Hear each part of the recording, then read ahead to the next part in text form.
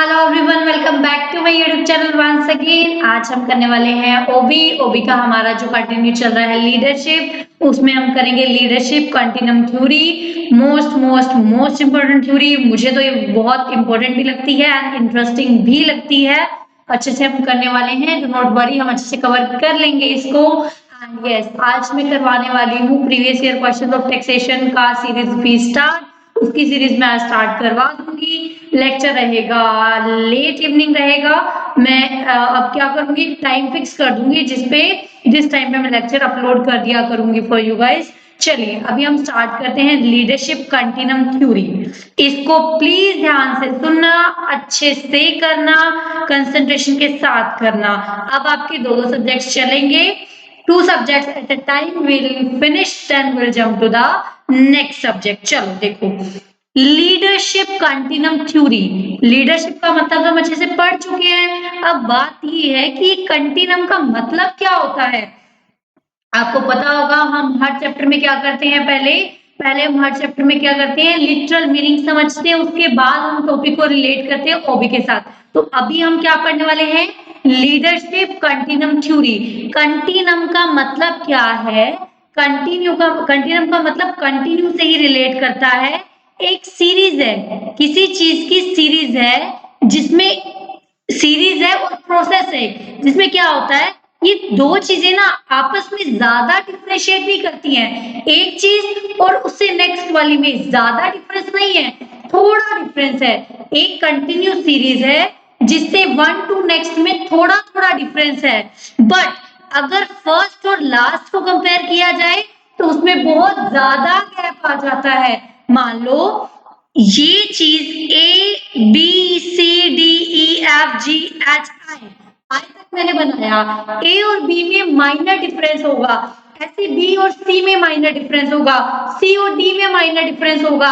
धीरे धीरे करके आप एक ऐसे एक्सट्रीम लेवल पर पहुंच जाते हो जब दोनों के एक्सट्रीम एंड्स को कंपेयर किया जाए तो दिन रात का अंतर होता है दोनों चीज में। अब ए और बी थोड़ा चेंज होगा, बी और सी में थोड़ा थोड़ा सा माइनर सा चेंज होगा, बाकी सब सिमिलर लगेगा आपको। बट अगर हम एक लेफ्ट हैंड और राइट हैंड को कंपेयर करेंगे तो इन दोनों में बहुत ज्यादा अंतर है, बहुत बड़ा डिफरेंस है। ए और आई जो होगा, left hand and the right hand both are very much different from each other. तो कंटिन्यूम का मतलब क्या हुआ, एक सीरीज, एक ऐसा प्रोसेस जिसमें वन और टू आपस में जो उसका इमीडिएट नेक्स्ट है वो सिमिलर ही लगने वाला है, बट जब लेफ्ट हैंड को कंपेयर किया जाएगा राइट हैंड के साथ तो क्या होगा, उन दोनों के बीच का डिफरेंस बहुत ज्यादा बड़ा होगा। चलो, लीडरशिप कंटिन्यूम थ्योरी हम क्या पढ़ रहे हैं, लीडरशिप कंटिन्यूम थ्योरी। ये एक कंटिंजेंसी लीडरशिप है, कंटिंजेंसी लीडरशिप थ्योरी है, जिसपे टेनेबम एंड सटमिड ने उसको दिया है। ये जो ऑथर है, दिस इज बेस्ड। अब ये थ्योरी उन्होंने क्यों दी है, थ्योरी दी है, कोई पर्सन थ्योरी क्यों बनाता है, कोई तो वजह होती है ना उस थ्योरी को बनाने की। तो ये थ्योरी क्यों बनाई गई, ये इस आइडिया पे बेस है कि many classification of leadership, leadership के बहुत सारे हमने स्टाइल्स पढ़े थे, उसका जो क्लासिफिकेशन है सच एज ऑटोक्रेटिक और डेमोक्रेटिक। वो कह रहे हैं एक एंड पे ऑटोक्रेटिक है, एक एंड पे डेमोक्रेटिक है। मतलब एक एंड पे बहुत सारे डिसीजन खुद लेता है, एक एंड पे सारा कुछ डेलीगेट कर देता है। एक होता है ऑटोक्रेटिक, एक होता है डेमोक्रेटिक। ये दो बोथ एंड प्ले करेंगे, एक साइड होगा ऑटोक्रेटिक, एक साइड होगा डेमोक्रेटिक। ये दो सिचुएशन जो है वो रियल लाइफ में पॉसिबल नहीं है। वो कह रहा है ये दोनों एक्सट्रीम सिचुएशंस हैं। देखो ये थ्योरी क्यों बनाई गई, ये थ्योरी आपको ये बताती गई है कि जो आपने स्टाइल्स ऑफ लीडरशिप पढ़े उसमें एक था ऑटोक्रेटिक, एक था डेमोक्रेटिक। वो कह रहा है एक एंड है ऑटोक्रेटिक, एक एंड है डेमोक्रेटिक। ये दोनों एक्सट्रीम सिचुएशंस हैं। हर चीज प्योरली ऑटोक्रेटिक नहीं हो सकती रियल लाइफ में, हर चीज प्योरली डेमोक्रेटिक नहीं हो सकती रियल लाइफ में। तो जो रियल सिचुएशन है वो कहीं इन बिटवीन लाई करती है, जो रियल सिचुएशन है वो कहीं इन बिटवीन इन दो एक्सट्रीम सिचुएशन के बीच में लाया करती है, वो हो जाती है कहीं मिड में हम ढूंढ लेते हैं। ना तो ऑटोक्रेटिक होगा फुल्ली कोई चीज, ना ही कोई चीज फुल्ली डेमोक्रेटिक होने वाला है। ये सिचुएशन इन दोनों के कहीं बीच में लाई करेगी, somewhere lie between the to extreme. Real situation जो होती है इन दोनों सिचुएशंस के बीच में लाई करती है। ठीक है, आई होप आपको समझ में आया। अगर आप कंसंट्रेशन का सुन रहे हो, मैं इतनी गारंटी दे रही हूँ आप भूलने नहीं वाले हो कुछ भी, अगर आप कंसंट्रेशन के साथ सुन रहे हो तो। दिस थ्योरी इफेक्टिवली एड्रेसेस, ये थ्योरी क्या एड्रेस कर रही है, द क्रिटिसिज्म दैट स्टाइल जो है, जो लीडरशिप के स्टाइल्स हैं वो हाईली जनरल लेवल में हम डिस्क्राइब नहीं कर सकते। लाइक अथॉरिटेरियन मतलब जो बिल्कुल ही ऑटोक्रेटिक वाली सिचुएशन होगी, या डेमोक्रेटिक मैटर ऐसा नहीं होता। वो कह रहे हैं आप बिल्कुल एक्सट्रीम लेवल पे जाके इसको डिफाइन नहीं कर सकते। जो एक्चुअल लीडरशिप है वो majority actual leadership style practice in the majority of the organisation, वो कह रहे हैं एक्चुअल में जो मेजॉरिटी ऑफ द ऑर्गेनाइजेशन में अप्लाई की जाती है वो होती है इन बिटवीन द टू, इन दोनों के बीच का एक पाथ ढूंढ के वो अप्लाई किए जाते हैं। ये दो एंड जो एक्सट्रीम है वो बहुत ही रेयर देखने को मिलेंगे। देखो 100% गारंटी तो किसी चीज की नहीं है, तो इसलिए वो क्या वर्ड यूज कर रहे हैं, मेजोरिटी ऑफ द ऑर्गेनाइजेशन में। हो सकता है 99.999 ये यूज करते हैं, बट 1% कुछ पॉइंट 1% एक्सट्रीम भी यूज करते हो। ठीक है, तो इसलिए आप 100% श्योरिटी तो कहीं भी नहीं डाल सकते, इसलिए उसने क्या बोला, मेजॉरिटी ऑफ द ऑर्गेनाइजेशन का जो लीडरशिप स्टाइल है वो इन दोनों के बीच में लाया करता है। ठीक है, इट सजेस्ट दैट, ये आपको क्या सजेस्ट करता है, जो लीडरशिप स्टाइल है is varying the degree of the use of authority. Leadership style क्या है, किसको कितनी अथॉरिटी है, वही तो लीडरशिप स्टाइल है ना। वो क्या कह रहा है, एक में क्या होगा, लीडर अथॉरिटी सारा का सारा लीडर यूज कर रहा है। मान लो देखो, एक साइड है ऑटोक्रेटिक, एक साइड है डेमोक्रेटिक। ऑटोक्रेटिक में क्या हुआ, ऑटोक्रेटिक में क्या हुआ, सारा का सारा लीडर एक्सरसाइज कर रहा है पावर। डेमोक्रेटिक में क्या हुआ, सारे के सारे सुबॉर्डिनेट एक्सरसाइज कर रहे हैं पावर। तो वो ये क्या कह रहा है, जैसे आप यहां से यहां चलने को जाओगे, जैसे आप यहां से यहां जाओगे तो धीरे धीरे इसका कंट्रोल लूज होता जाएगा, पब्लिक के जो सॉरी एम्प्लॉइज है, सबॉर्डिनेट है, उनके पास कंट्रोल जाता जाएगा। तो वो ये कह रहा है, ये डिपेंड करता है, ये पूरा का पूरा जो थ्योरी है वो ये बताती है कि किसके पास कितनी अथॉरिटी है लीडरशिप की, किसके पास कितनी अथॉरिटी है, लीडर के पास कितनी अथॉरिटी है, एंड सबॉर्डिनेट्स के पास कितना फ्रीडम का पावर है वो यूज कर सके। ठीक है, जो लीडर है उसके पास कितनी अथॉरिटी है एंड कितना सबॉर्डिनेट्स के पास पावर है कि वो उसको यूज कर सके। ये कुछ नहीं है, आपको नॉर्मल बताओ, जो हमने स्टाइल्स पढ़े हैं ना ये उसको एनालाइज कर रहा है, ये उस स्टाइल को एनालाइज करके उसके बीच में कुछ बता रहा है, ये उस स्टाइल को एनालाइज करके उसके बीच का कुछ पाथवे बता रहा है कि स्टाइल से उसको कैसे एनालाइज किया जाता है, उसके बीच में कौन कौन से पाथ बन सकते हैं, ये उसकी बात कर रहा है। आई होप आपको समझ में आया होगा। अभी हम चलते हैं नेक्स्ट पेज पे। देखो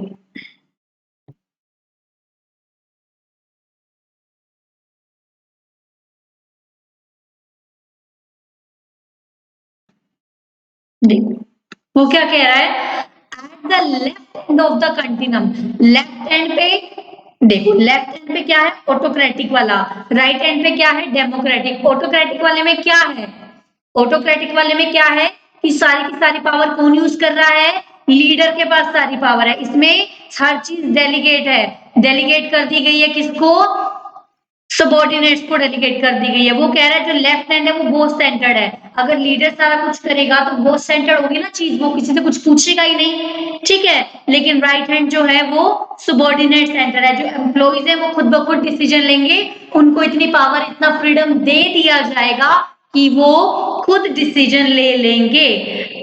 one move from extreme left to extreme right, जैसा कि जब आप एक्सट्रीम लेफ्ट से एक्सट्रीम राइट की ओर जा रहे हो तो धीरे धीरे जो फ्रीडम है बॉस का जो अथॉरिटी है वो कम होती जाएगी, एंड जो सबॉर्डिनेट्स है उनकी फ्रीडम बढ़ती जाएगी। क्योंकि आप यहाँ से यहाँ जा रहे हो तो धीरे धीरे वो अपना अपना कंट्रोल छोड़ता जाएगा और सबॉर्डिनेट्स को चीजें हैंड ओवर करता चला जाएगा। देखो नीचे एक डायग्राम भी बनाया हुआ है,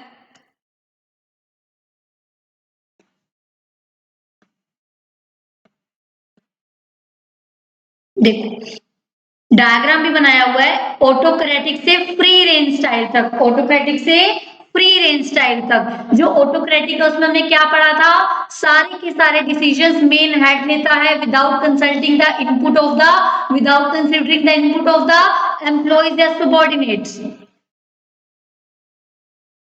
ठीक है, यहाँ लेवल पे क्या है कि वो अथॉरिटी मैनेजर अपनी कैसे यूज कर रहा है। ये जो राइट हैंड का लेवल है वो ये बताता है कि सबऑर्डिनेट्स के पास कितना एरिया ऑफ फ्रीडम है, कितना एरिया उनके पास है कि वो अपनी फ्रीडम को एक्सरसाइज कर पाए। देखो अब धीरे धीरे हम समझेंगे कि 1 से 2 में ज्यादा डिफरेंस नहीं है, पर ये वाला और ये वाले के बीच में दिन रात का अंतर है। ठीक है, देखो सबसे पहली सिचुएशन देखो, मैं आपको एक बात क्लियर करा दूं, जो इस चीज को डिवाइड कर रहे हैं वो मेनली 7 टाइप्स में डिवाइड कर रहे हैं, बट मेन है 4, इन टोटल है 7। पहले हम आगे जाके देखेंगे मेनली 4 टाइप, फिर लास्ट में हम 3 टाइप और कंसिडर कर लेंगे, बट वो 4 है जो वो मेन है। ठीक है, देखो धीरे धीरे एक बार मैं आपको इस डायग्राम से समझाती हूँ कि कैसे हम लेफ्ट हैंड से राइट हैंड की ओर जा रहे हैं। ठीक है, सबसे पहले देखो मैनेजर, देखो लेफ्ट हैंड का मतलब क्या है, ऑटोक्रेटिक। ऑटोक्रेटिक का मतलब क्या है, ऑटोक्रेटिक का मतलब क्या है, सारे के सारे डिसीजन बॉस लेने वाला है। Manager makes the decision and announce, वो खुद डिसीजन लेगा, वो खुद डिसीजन लेगा एंड अनाउंस कर देगा कि ऐसा करो वैसा करो। वो खुद डिसीजन लेगा एंड अनाउंस कर देगा कि ऐसा करो वैसा करो। Manager makes the decision, manager decision लेगा एंड अनाउंस कर देगा, मैनेजर डिसीजन लेगा एंड अनाउंस कर देगा। सेकंड में manager sells the decision, sell the decision का मतलब क्या है, वो उनको बेचना। देखो हम कोई चीज बेचते हैं तो हम क्या करते हैं, हम किसी को डेमोन्स्ट्रेट करते हैं, वो चीज हम दिखाते हैं, उसको पसंद आएगी तो लेगा, नहीं आएगी तो नहीं लेगा।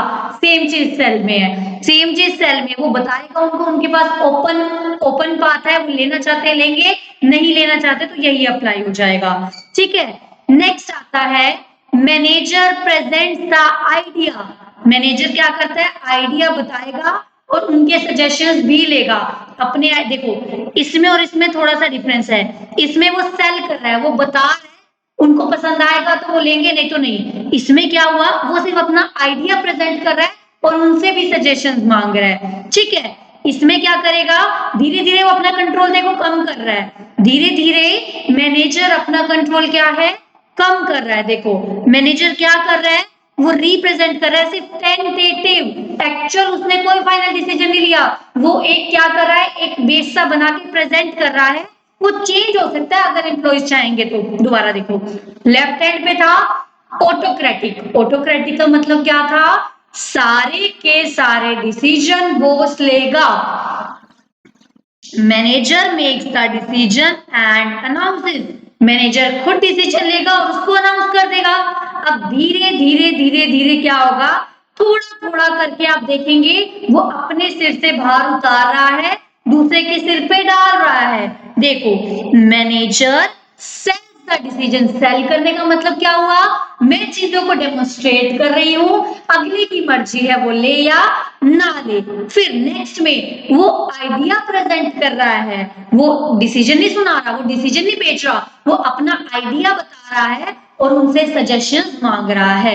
फिर देखो इसमें क्या होगा, वो अपना आइडिया बता रहा है और उनसे सजेशन मांग रहा है, वो ये नहीं कह रहा मेरे आइडिया में आके तुम चेंज करो, वो बाद में होगा। यहाँ पे उसने अपना आइडिया प्रेजेंट किया और उनसे सजेशन मांगे। नेक्स्ट में क्या होगा, उसने एक एक प्लान जैसे एक फॉर्मेट बना के दे दिया और उनसे सजेशन भी मांगे और ये बोल दिया जो मेरा प्लान है वो सब्जेक्ट टू चेंज है अगर आप चाहोगे तो। इसमें और इसमें ज्यादा फर्क नहीं है, सिर्फ फर्क क्या है, सब्जेक्ट टू चेंज है, ये नॉट सब्जेक्ट टू चेंज है, समझ रहे हो। एक से दूसरे के बीच में ज्यादा चेंज नहीं है, पर लेफ्ट टू राइट हैंड में बहुत ज्यादा चेंज है। मैनेजर प्रेजेंट द प्रॉब्लम, वो प्रॉब्लम बताएगा क्या है, ठीक है, सजेशन भी देगा एंड डिसीजन लेगा, प्रॉब्लम सेट करेगा, बताएगा, सजेशन देगा, डिसीजन भी लेगा। मैनेजर डिफाइंस द लिमिट, अब वो धीरे धीरे क्या कर रहा है, उनको बोल देता है कि डिसीजन आप लोगे लेकिन विद इन दिस लिमिट लोगे, डिसीजन आप लोगे बट एक दायरे के अंदर रहकर लोगे, इससे ज्यादा आप अपनी पावर एक्सरसाइज नहीं कर सकते हो। एट द एंड आते आते वो क्या बोलता है परमिट कर देता है सबॉर्डिनेट्स को, सारा का सारा काम आप करोगे। इन केस आपको बहुत नेसेसिटी में कुछ मेरी जरूरत है तो मैं बीच में कूद जाऊंगा, नहीं तो सारा कुछ आप करोगे। देखो थोड़ा थोड़ा डिफरेंस करते करते क्या हो गया, इसमें वो सारे डिसीजन खुद ले रहा था, इसमें उसने सारे डिसीजन सबॉर्डिनेट्स को दे दिए और ये बोल दिया कि सब का सब आप कीजिए, मैं बस आपकी हेल्प करूंगा इन केस आपको बहुत ही नेसेसरी रिक्वायरमेंट है मेरी, बहुत ही नेसेसरी। धीरे धीरे उसने क्या किया, बेचना स्टार्ट किया, सेल करना स्टार्ट किया। फिर उसने क्या बोला, मैं आपको एक लेआउट बता रहा हूं, आपके सजेशन भी कंसिडर होंगे, उसके हिसाब से चेंज भी होगा। फिर उसने क्या बोला, टेंटेटिव देना शुरू कर दिया। फिर उसने क्या बोला, सजेशंस मांगे, डिसीजन उनके हिसाब से लेने शुरू कर दिए। फिर उसने उन्हीं को बोल दिया कि आप लिमिट के अंदर रह गए डिसीजन लो।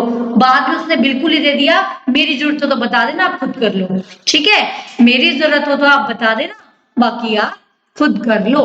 चलो देखो,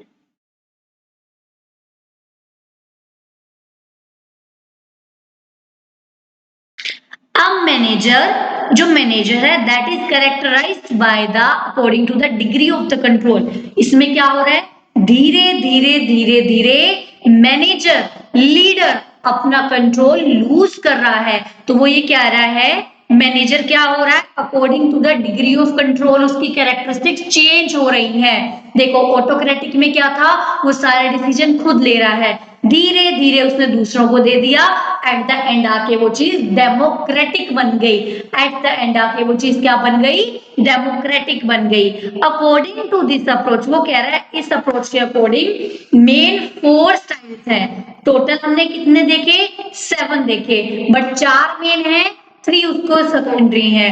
4 मेन अभी हम पढ़ेंगे, फिर एक टॉपिक के बाद सेकेंडरी भी मैं करवा दूंगी। पहले मैंने सोचा था 4 मेन करवा दूं, बट एट द एंड धीरे धीरे मुझे लगा मुझे सारी करवा देनी चाहिए, सो दैट आप लोगों को कोई भी प्रॉब्लम ना हो। चलो देखो, सबसे पहला स्टाइल है टेल वाला। टेल वाला स्टाइल कहाँ पे है, एक बात बताओ, टेल वाला स्टाइल क्या है, ऑटोक्रेटिक है। हम लेफ्ट से शुरू होंगे, धीरे धीरे राइट पे चले जाएंगे। ऑटोक्रेटिक है टेल वाला। The manager identifies the problem, manager problem ढूंढेगा, डिसीजन भी खुद ही लेगा, सिर्फ उसको अनाउंस करेगा कि आपको इसको इम्प्लीमेंट करना है।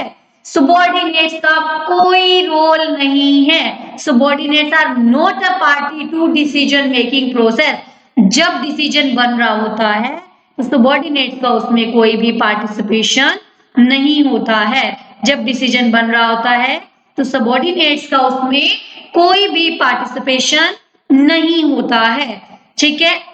मैनेजर एक्सपेक्ट्स देम, मैनेजर ने डिसीजन लिया, उनको अनाउंस कर दिया, और वो ये एक्सपेक्ट कर रहा है कि जो सबॉर्डिनेट्स हैं वो मेरे दिए हुए डिसीजन को ही इम्प्लीमेंट कर देंगे। चलो ये हुआ हमारा ऑटोक्रेटिक। ये क्या हुआ, ऑटोक्रेटिक। फिर देखो, the decision is chosen by the manager only but he understand that, decision तो कौन ले रहा है, मैनेजर ले रहा है। वो इतना समझता है कि जब मैं डिसीजन लूंगा तो कुछ लोग इसका रेजिस्टेंस करेंगे, कुछ लोग इसके खिलाफ जाएंगे, कुछ लोग इसके खिलाफ जाएंगे।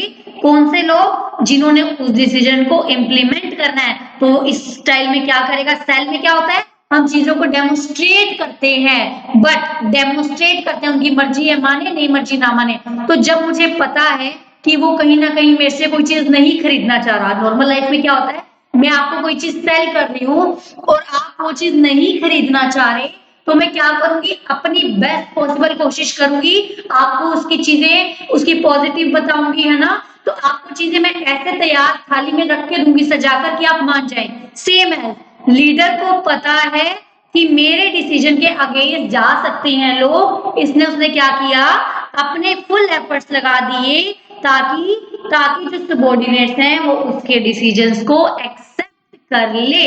जो सबॉर्डिनेट्स हैं वो उसके डिसीजन को एक्सेप्ट कर ले, क्योंकि वो सेल कर रहा है ना। सेल करने में मैं क्या करूंगी, चीजों को अच्छे से शोकेस करके दिखाऊंगी, चीजों को अच्छे से शोकेस करके दिखाऊंगी, ठीक है। नेक्स्ट आता है, देखो ये था फर्स्ट पॉइंट जो हमने पढ़ा, उधर ये था सेकंड पॉइंट जो हमने पढ़ा, ये है फोर्थ पॉइंट, थर्ड इंपॉर्टेंट नहीं है, वो भी हम लास्ट में आएंगे। फोर्थ पॉइंट में हमने क्या कहा था, हम कंसल्ट कर रहे हैं उनसे, है ना, थोड़ा चेंज कर देंगे उनके डिसीजन के हिसाब से। देखो, दो the problem is identified the manager, problem तो मैनेजर देख रहा है क्या है, वो फाइनल डिसीजन नहीं ले रहा है, वो फाइनल डिसीजन नहीं ले रहा है। क्यों? क्योंकि वो जस्ट अपनी प्रॉब्लम को सबॉर्डिनेट्स को प्रेजेंट कर रहा है और उनसे सजेशन मांग रहा है, कंसल्ट कर रहा है, सजेशंस मांग रहा है। क्योंकि इस स्टाइल में लीडर ये सोचता है जो लोग एक्चुअल सिचुएशन में काम कर रहे हैं, दे नोज द बेटर कि क्या सिचुएशन है, दे नो बेटर कि कैसे डिसीजन लेने चाहिए, दे नो बेटर कि क्या क्या अच्छा इंप्रूव हो सकता है। तो कंसल्टेंट में क्या हो गया, वो क्या कर रहा है, प्रॉब्लम भी आइडेंटिफाई कर रहा है, उनको एक्सप्लेन कर रहा है, साथ ही साथ उनके सजेशन को भी वेलकम कर रहा है। नेक्स्ट आ जाता है ज्वाइन, फिफ्थ पॉइंट जो हमने पढ़ा था। देखो 1 2 3 4 5, फिफ्थ पॉइंट में ये रहा।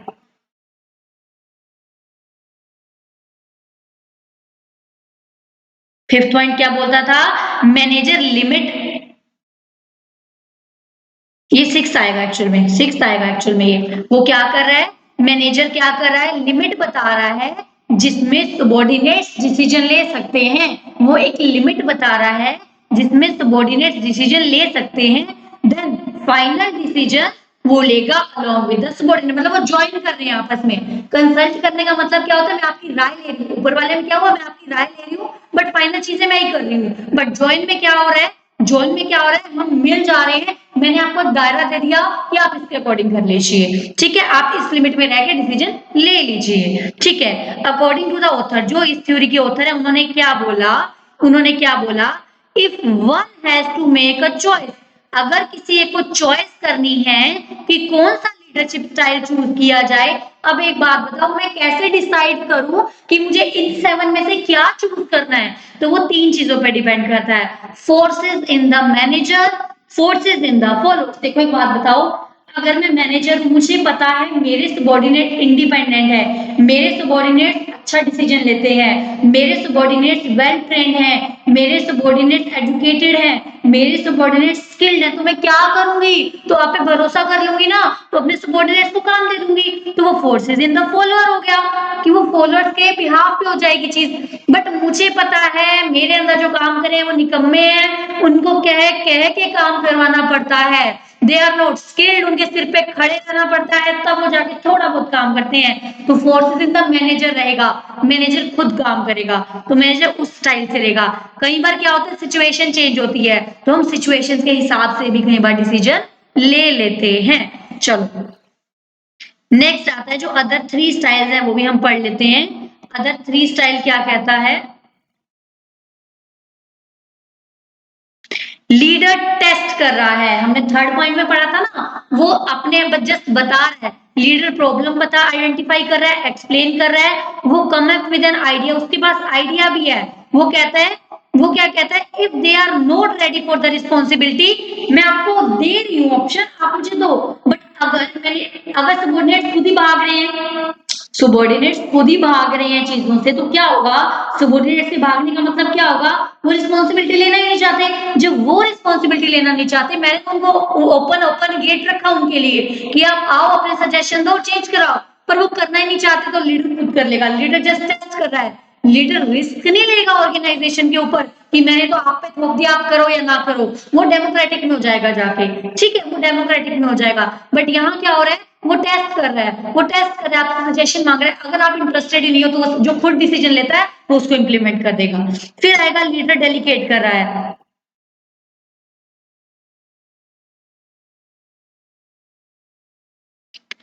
in this style leader knows that there are problem in certain area, उनको पता है कुछ एरिया में दिक्कत है, but give the team green light, वो उनको ऑप्शन देते हैं कि दिक्कत तो है, आप खुद से आंसर फाइंड आउट करो।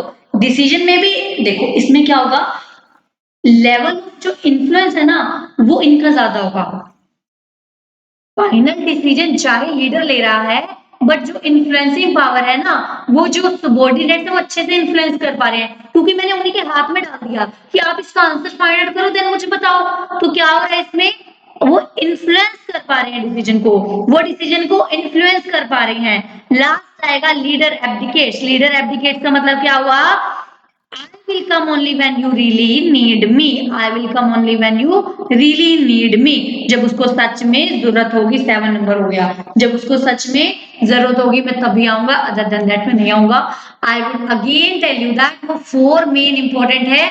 These are just मैंने आपको एक बार करवा दिया, आप रीड करोगे तो थोड़ा बहुत आपके माइंड में ये बैठ जाएगा। चलो नेक्स्ट आता है managerial utility of the leadership continuum. Leadership continuum जो थ्योरी है, इसकी मैनेजर के लिए क्या यूटिलिटी है, कैसे मैनेजर इसको यूज करता है।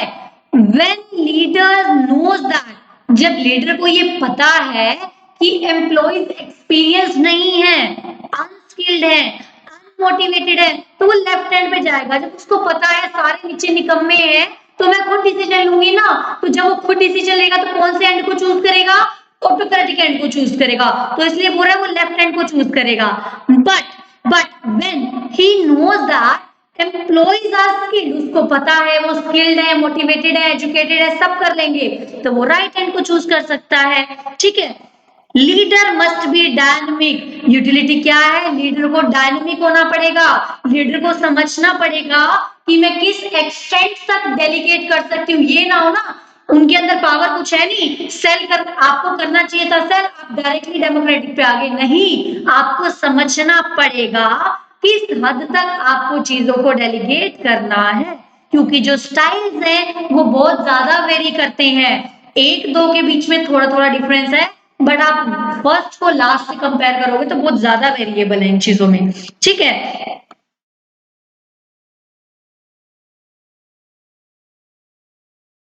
Leadership continuum theory is nothing, ये कुछ भी नहीं है। जो लीडरशिप स्टाइल हमने पढ़े उसी को तो एनालाइज करवा रहे हैं ना, एक डायग्राम में प्रेजेंट करके धीरे धीरे बता रहे हैं कि मैनेजर का कंट्रोल कम होता जाएगा, सबॉर्डिनेट्स का जो फ्रीडम है वो बढ़ता जाएगा। क्यों बढ़ रही है उनकी फ्रीडम? वो ये यही तो बता रहा है ना कि धीरे धीरे फ्रीडम बढ़ रही है। तो वो क्या कह रहा है कि लीडरशिप स्टाइल को एनालाइज किया जा रहा है इसमें। नेक्स्ट आता है लिमिटेशंस ऑफ दिस मॉडल। इस मॉडल की लिमिटेशन क्या है? इस मॉडल की लिमिटेशन क्या है? Involve only initial step of assigning the task to someone. इसमें सिर्फ यही बताया जा रहा है कि डिसीजन ले ये लेगा, वो लेगा, वो लेगा, ये लेगा, इसमें दे दो, ये ना दो, ये दे दो, वो ना दो। बट प्रोसेस क्या होनी चाहिए? अगर कुछ गड़बड़ हो गई ये चीज अडॉप्ट करने के बाद तो क्या करेंगे, उसने कंप्लीट हमें कुछ भी बताया नहीं है, तो ये इसकी लिमिटेशन हो गई है। देखो, these are very subjective in this model, it is not clear. वो ये तो बता ये स्टाइल है, ये स्टाइल है, इस स्टाइल में डेलीकेट हो जाएगा, इस स्टाइल में कम, बट ये तो बताओ किस टाइम पे कौन सा डेलीकेट करना है। ये तो हमें समझ में आ रहा है, अगर स्किल्ड है, एजुकेटेड है, प्रॉपर है तो लेफ्ट, नहीं तो राइट, बट इन बिटवीन कौन सा पाथ चूज करें, कौन से लीडरशिप स्टाइल पे फोकस करें, ये तो उसने बताया ही नहीं हमें, तो ये भी इसकी क्रिटिसिज्म हो गई। वो कह रहा है there is this is a permanent personality feature. वो कह रहा है लीडरशिप एक परमानेंट, अगर मैं ऑटोक्रेटिक में बिलीव करती हूँ तो भैया मैं हर बार चेंज क्यों करूंगी, मैं तो हमेशा ऑटोक्रेटिक पे रहूंगी ना, क्योंकि मेरा नेचर ही ऑटोक्रेटिक वाला है। तो वो क्या कह रहा है, ये परमानेंट चीज है। आप ये नहीं कह सकते कि हर दूसरे दिन इसको स्टाइल को चेंज कर दो, हर दूसरे दिन आप स्टाइल को चेंज नहीं कर सकते। आपको पता है परमानेंट फीचर है और ये प्रैक्टिकल नहीं है हर दूसरे दिन इस बिहेवियर को चेंज करना, बट इसने तो 7 बिहेवियर बता दिए, तो ऐसा पॉसिबल नहीं है। ये अज्यूम करता है सबका सब नेचुरल एनवायरनमेंट है, सोशल हो सकता है एक बार आपने चूज कर लिया, बट सोशल बॉन्ड आपके इतने हैं कि आप चूज करोगे तो आपके रिलेशनशिप खराब हो जाएंगे। होता है ना कई बार हम चाहते हैं कि हम अपने आप को चेंज करें, बट हमें पता है अगर हमने यहाँ पे चेंज किया तो ऑटोमेटिकली जो रिलेशन है वो खराब हो जाएंगे। सेम चीज इसमें भी है, इसलिए वो चेंज नहीं कर पाता है। चलिए एक पॉइंट, हाँ ये थर्ड पॉइंट रह गया, वो भी देख लो। अज्यूम दैट, वो ये अज्यूम करता है manager have sufficient information to determine the disposition. वो कह रहा है हमने खुद से अज्यूम कर लिया मैनेजर के पास पूरी इंफॉर्मेशन है, मुझे डेलीगेट करना है नहीं करना है। हो सकता है मैनेजर को समझ में आ रहा हो मैं करूं क्या, मैनेजर भी डाउट में हो, मैं पूरा का पूरा ट्रांसफर करूं, डेमोक्रेटिक करूं, ऑटोक्रेटिक करूं, इन बिटवीन करूं, तो कौन से वाला करूं? आप ये नहीं कह सकते ना मैनेजर को हर चीज की 110% नॉलेज। ठीक है, हो सकता है मैनेजर खुद कंफ्यूज हो। आई होप आपको समझ में आओ। यहाँ पे हमारा फिनिश हुआ है टॉपिक इंपॉर्टेंट है। I would suggest you please 2 बार देखो। मैं आप लोगों को एक चीज बोलना चाहूंगी एज पर्सनली बोलना चाहूंगी मैं आपको। आप अगर if you are willing to study ना, तो आज के टाइम में आपके पास इंटरनेट होना बहुत जरूरी है। Rather than wasting the time, मैं कौन सी क्लास लूं, मैं कितने हजार रुपए खर्च करूं, महंगी क्लास लूं, इट डजंट मैटर। आपने देखा होगा उन्हीं लोगों के एग्जाम्स क्लियर हो रहे हैं जो सेल्फ स्टडी भी करते हैं। My only purpose is to guide you, क्योंकि ये नोट्स आपको सब जगह नहीं मिलेंगे। सबके नोट फिक्स हैं, सब वही फॉलो कर रहे हैं। अरे भाई, पढ़ने वाला भी चेकर को भी याद हो गया होगा बच्चा यहाँ से पढ़ के आया है। तो जस्ट आप लोगों को क्या करना चाहिए, मेरी जो पर्सनल थिंकिंग है, रादर देन वेस्टिंग टाइम में ये कर लूं, वो कर लूं, ये कर लूं, वो कर लूं, ठीक है, यू नीड गाइडेंस। आप कोचिंग ज्वाइन करो जहां आपको गाइडेंस मिले। ये नहीं होता है कि जो हाई फीस ले रहा है वो बहुत अच्छा पढ़ाएगा, ऐसा नहीं है। ऐसा नहीं है, आपकी गलत थिंकिंग है। जस्ट स्पेंड टाइम इस चीज पे कि इंटरनेट लगवा लो आप अपने घर पे। I would like to tell you, rather than 1000 2000, आप एक अच्छा सा इंटरनेट अपना वाईफाई लगवा लो। आपको कंटेंट यूट्यूब पे ही मिल जाएगा, कॉमर्स का तो आपको यहीं पे मिल जाएगा, बट आपके पास अच्छा इंटरनेट होना जरूरी है। That's my thinking. क्योंकि अगर आपके पास नेट है ना, तो आप घर बैठे सेल्फ स्टडी भी अच्छी कर पाओगे। Just I would request you, जिसके पास नेट नहीं है ना, कितना होगा आई डोंट नो, मेरे एरिया में भी कितना होगा, 500 पर मंथ है। आपको एक बार डिपॉजिट होगा, प्री डिपॉजिट जो भी होता है, सिक्योरिटी डिपॉजिट, आपको कितना लगेगा, 500 per month. Rather than wasting time कि आप 10 हजार की, 12 हजार की, इवन मैं तो हैरान होती हूँ कि 50 60 की क्लासेस है ना, उस पर टाइम वेस्ट कर रहे हो। रादर देन दैट आप एक 500 रुपए का वो लगवाओ अपने घर में वाईफाई, आपको इनफ कंटेंट मिलेगा यूट्यूब पे। ठीक है, चलिए आज के लिए ज्ञान बहुत हो गया। चलिए, thank you so much. Video को लाइक करना मत भूलना। आप देखते तो हो पर लाइक नहीं करते हो। I would again tell you, please like कीजिए so that I can also feel motivated for you and I can make more and more videos for you. Thank you so much. मिलते हैं next lecture में। Subscribe the channel for more such kind of videos. Like the videos if you are really liking it. Thank you so much, guys. Bye.